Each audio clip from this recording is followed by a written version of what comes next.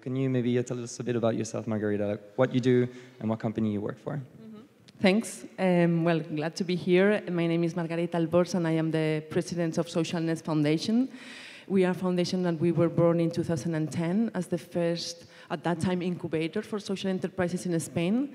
So basically, we work in three lines. On one hand, we accelerate the startups, and from very early stage that people who just have an idea to investment readiness, we run different type of programs. We also foster impact investing. We don't invest ourselves directly to the startups, but we are creating a network of funds and business angels and people interested in investing in them. So we connect them, and also we run a forum to foster this. And also we work a lot on what we call education and community, because we think that there's a need of awareness, to raise awareness about all this. So we do a lot of work also in that area. Great, thank you for that. What about you, Christian? So I managed Wayra Munich since 2017, was part of a white label accelerator before called Tech Founders. And Wayra was one of the first corporate accelerators in 2011. So far invested in 900 startups, from which 500 are still up and running. And we had a significant relaunch in 2017 and then globally 18, where we actually rethought the model of how corporate accelerators at least should operate and add value and add impact to our sole investor, which is Telefónica, and to the ecosystem. But I'm sure I'm going to have the chance to tell more about it in the panel. Definitely.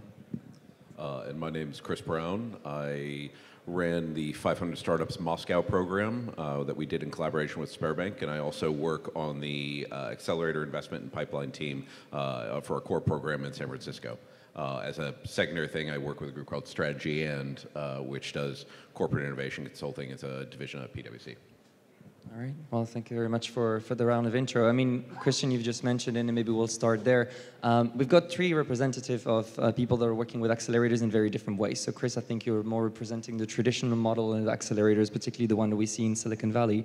And Christian, you're more working on the CVC side, and Margarita, obviously, on the impact side of things, which are quite different. But all of them sort of are being questioned a lot these days in terms of their validity, how much value it actually adds to go through accelerators, at what stage you want to do this. I'm curious to have your perspective, as you've been pretty vocal about the fact that the current corporate accelerator model doesn't work, and what your take is on it and how you're changing that in some ways with Wayra. Yeah.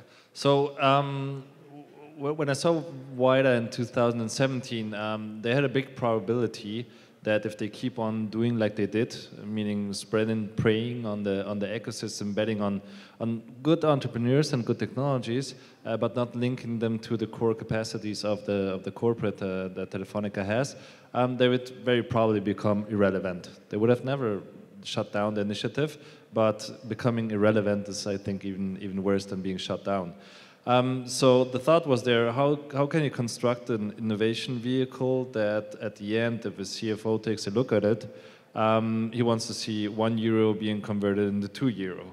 Doing investments from a corporate side, which has a P&L of several billions of euros, you won't move the needle with investing in early stage or seed startups.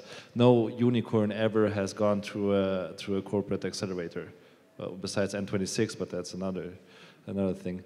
Why not find a combination for the startups to hop on the assets that a big corporate has and being leveraged through those assets, platforms, data, customers, and for the corporate being the buy-in on working with startups to integrate them into their value chain and getting them as customers. So this was actually turning around the whole model corporate accelerators were operating until then, and doing a lot of interfacing and nurturing on the corporate side. And now we have smooth interfaces into a giant for startups that work in our field. Okay, makes sense. And what is your take on this, Chris? Because I know that you also obviously have some interesting perspective when it comes to the future of 500. And how do you look at this? Yeah, I mean, I think that 500 started 8-9 years ago, 8 years ago. And that was the point at which the entire accelerator model was brand new, like as an overall business model, and to not always be reevaluating that, trying to understand how it is that it can improve and get better, it would be foolish. And so certainly we're always doing that. I personally, think that one of the there's two real core purposes to accelerators. One of which is to drive connection for outside startups coming into an ecosystem, needing to understand who the right investors are, who the right resources are within a community in order for them to be able to grow within it. And the other is for new-ish communities to be able to create a focal point so that they understand like who is central to that particular ecosystem.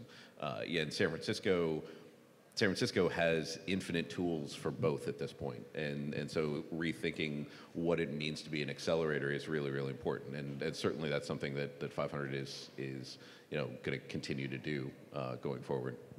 Okay, great. I mean, Margarita, in your case, it's a little bit of a different role. And you were mentioning how Social Nest, in this case, is connecting with a lot of different partners to be able to help those startups. How do you see your role in the Spanish ecosystem with Social Nest? Yeah, I think, well, the support what we do varies depending on the founder, on the stage there with the project. So I think they are very, very early stage, just to be part of a community of people who believe in them and support them, I think is key. And then when they are in later stages, they need this type of support. They don't need that much of training or mentoring. It's more this type of contacts that they need, specific people, specific funds. And so I think that I believe in the value of accelerators in that sense.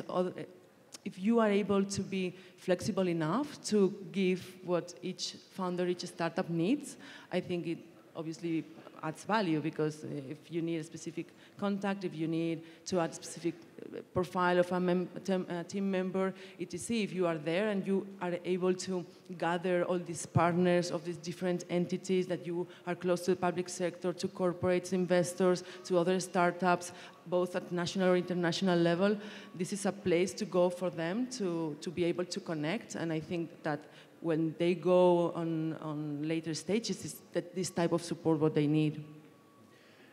Please, Christian. I mean, kind of what happened the last years is that the inflation of accelerators also led to an inflation of entrepreneurial ecosystems, and not always in a good way, because you have so-so founders that enter a so-so accelerator, and then you get a so-so thing at the end. So what is... Or less than just so-so. Yeah, shit in, shit out. I didn't want to say that. But yeah, I mean, at the end, this is also making the work of people like us really hard to identify really good teams with really good technologies, because at the end, not everybody is made to be an entrepreneur as well, right? Yeah, I think there's also just the overabundance of accelerators means that from an entrepreneur perspective, understanding whether or not you're going to get into a program that's going to be genuinely helpful for you, as opposed to potentially even detrimental by just sucking up your time and not really providing you with relationships or investors that that can really get you to a next level. I think that's been... Yeah, that's an overall negative for all the ecosystems, and to try and replicate, a YC or a 500 in, not to pick on anybody, but I don't know, Macedonia doesn't make any sense, right? We need to understand how accelerator models can be very, very specific to the place in which they are, as opposed to like, we'll just build it in the way we built it in the Valley because it all just works in that way. I don't think that really makes any sense. Yeah. Just wanted to add that in those years, what I have learned also is that I think that we need a more entrepreneurial world in general. More people willing to see what's surrounding them, which is not working, and they are with the tools and the ability and the empowerment to see that they can do something about it. Maybe it will be through a startup, but maybe it will be through a corporate and being an entrepreneur, or maybe inside the public administration. So I think that many of the startups obviously won't succeed, but everything that we put on them, all the knowledge, all the contact, on this support, it goes with them. Whatever they do in the future is also with them. So I think it's something that it's also impactful on the people, and this is something that's an impact as the accelerators, an impact that we have, and it's hard to measure, it's hard to see maybe the results on the short term, but I think definitely something that we also do, and I think that is needed. Well, I just wanted to touch on that. I think that, and this connects more directly to the impact stuff, and we talked a little about this yesterday, but we need to also figure out how to entirely redefine the idea of success, specifically within accelerators and within new communities. You know, to say that, like, all right, we're going to build an accelerator here in, I don't know, Uruguay, and we expect to have unicorns start coming out of our ecosystem, you know, at any time in the next 10 years, and we're thinking more like 20, 30, 40, 50 years maybe, like that, to reframe the idea that, like, that's the only measure of success, as opposed to, do we create sustainable businesses? Do we create businesses that maybe don't have a purely financial focus? You know, that I think would be a more helpful process, as opposed to once again just recreating the same model and hoping that we pump out unicorns, which isn't going to happen. Yeah. Also, so what depending on the ecosystem you are, if you're a very mature startup ecosystem, as you probably would have in Germany, where it doesn't add any value to throw 100, 200,000 euros into startup, because you get a lot from government, whereas 100,000 euros in well, Caracas is a bad example now, but Bogota really makes a difference. So what happened is just taking a model that works in like 500 startups, a Y Combinator, and then putting it to Europe or wherever in the world. And I think there's one thing that's now reshaping and reshifting. It's good. I mean, as you're mentioning the different ecosystems, I think it is a very good point that you can't just replicate the same model in every city and expect it to work the same way it did in its, let's say, original home. But how do you see this happening here in Valencia as, let's say, the local, like in terms of the vision of the city and the different stakeholders involved around Social Nest? Like, are they actually putting that longer-term vision to sort of let you focus on other metrics than just pumping out unicorns, or how's it set up so far? Yeah, I think, well, the ecosystem here is definitely growing, and it's very unique and also very connected and very close. So I think it's also diverse, but it's true that it has this component.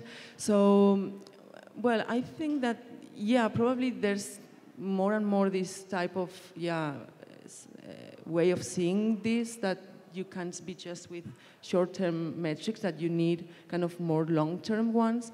And I had it clear from the beginning with Social Nest, because we were born to support impact startups, and we know that this many times takes longer than other type of startups, and that the impact, when you want to look for the impact or measure impact, you can't do it in the short term. It takes years to see what you are really doing. So so definitely something that I think it's more and more being kind of embedded in the mindset of the people. Still, I think that there's a long run to go, but I think we are on the path to it.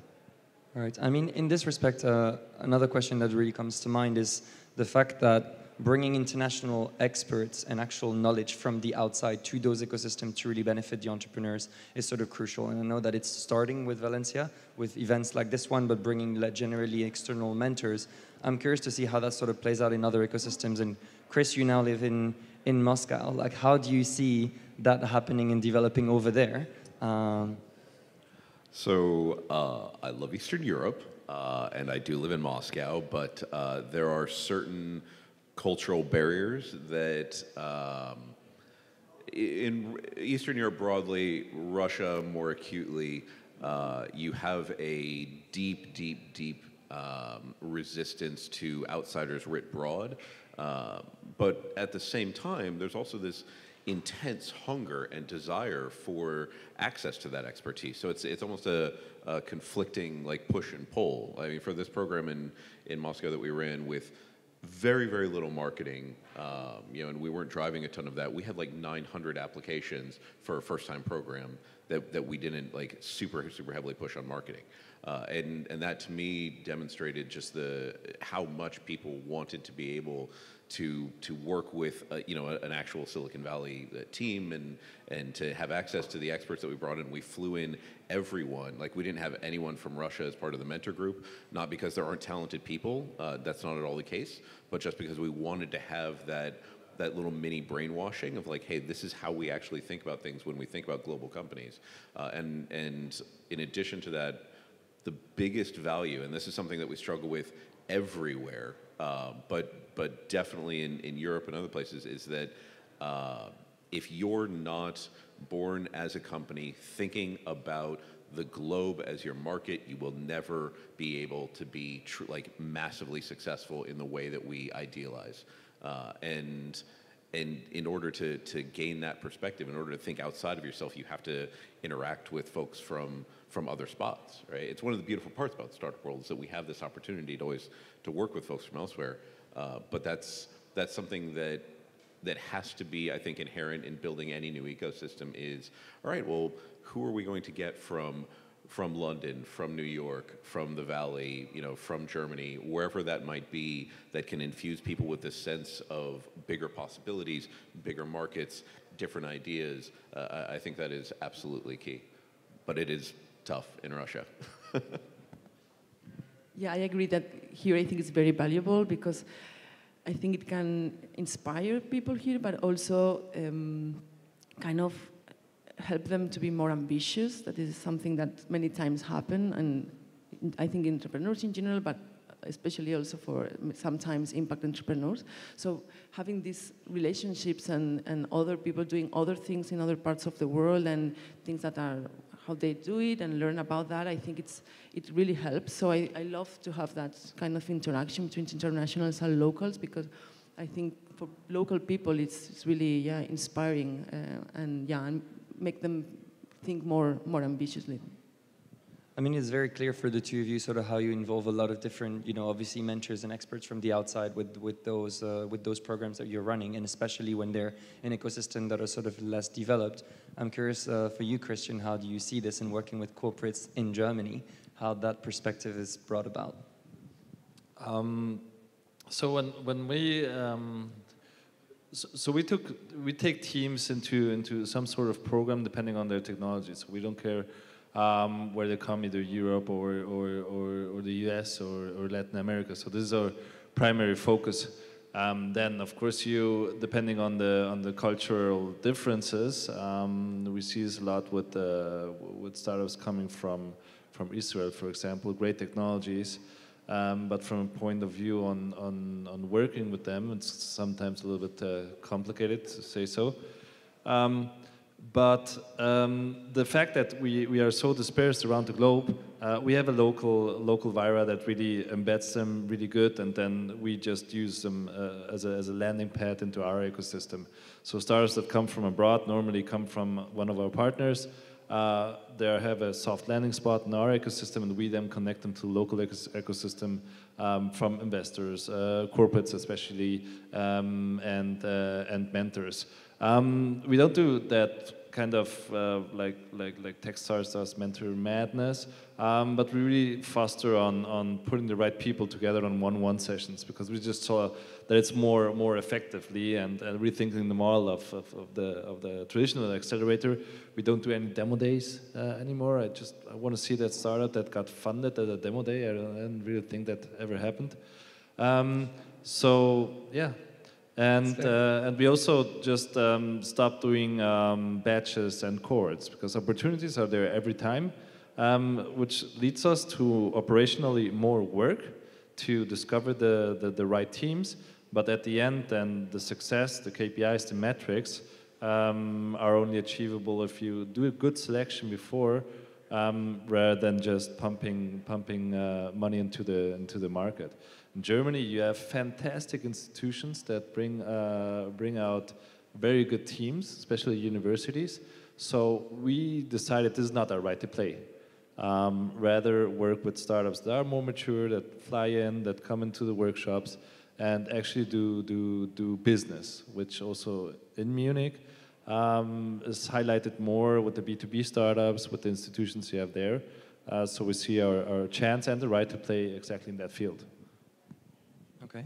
I mean, that's a lot of very interesting insights, I think, for people in the audience, that obviously they are the traditional models that have been working for a number of years since they were very successful, and that is slowly changing in many different ways, from the traditional accelerators to the corporate accelerators, and how they have to stay relevant if they actually want to exist in the future and help the companies, which is the reason why they were built in the first place. Taking all of that into account, I'm just curious from each of you, if you had like one piece of advice for the startups that are in the audience right now that would be considering joining an accelerator program, what are the key things they need to think about if that's something that they want to do? Really make a good selection on who can bring you the value that you're looking for. Especially if you're giving away equity, this is the most valuable thing you have. Really think about if that's the way you want to go to. There's a lot of garbage out there. So make a good selection. That would be mine. I would normally tell people that the biggest thing that I tend to look for, and I think it comes out with other folks on the investment team different ways, is that having an intense level of self-awareness, and that is self-awareness about your company, understanding your metrics, being able to have those down as naturally as breathing, understanding your market, understanding exactly where you fit in there. All those things come back to really understanding what it is that you want to build as a product in a company, as opposed to having just this thing like, this would be cool, but I don't really know anything beyond that. Right? That to me is one of the key things that I usually look for, because that indicates that even if a team runs into a wall, they're going to be able to get past that because they understand themselves, their business, and their market well enough that they can shift around it in ways that'll still make them successful. What about you, Margarita? Yeah, in that line, I would say also that that they will need to know at which point of their journey they are, what are exactly the needs they have at this specific moment, and look for that accelerator that will give them that. And if they find the right one, be committed, because I think the more you put in this type of processes, the more you get. So I think it can be a win-win, but if that's the right time for you and the right kind of support that you need. Great. Thank you very much for that. We will move on in a minute to the next session, but I'd like to thank all three of you for being here today and sharing those insights with us. All of the startups that are in the audience, if you have more questions, that will be your chance to grab them as they leave the stage. And then, I wish you a pleasant rest of the day. Thank you so much.